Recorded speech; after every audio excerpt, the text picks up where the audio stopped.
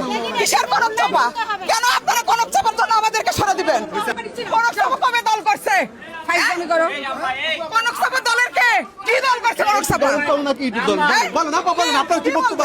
আমরা যারা জেল খেটেছি 17 বছর দলের ঢাল হয়ে আমরা থেকেছি।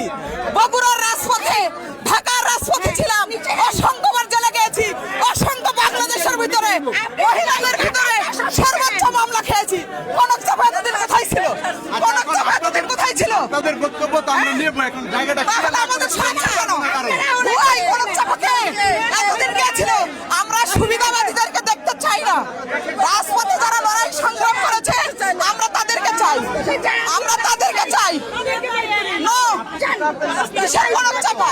আপনারা কনক চাপা নিয়ে পাগল হয়ে গেছেন মানে? কনক চাপা এতদিন কই ছিল? কয়টা মামলা খেয়েছে? কয়টা লড়াই সংগ্রামে অংশগ্রহণ করেছে? বলেন, উত্তর দেন। কবে দেখেছেন? আমার নাম সুরাইয়া জেরিন রনি, আমি বগুড়া থেকে এসেছি।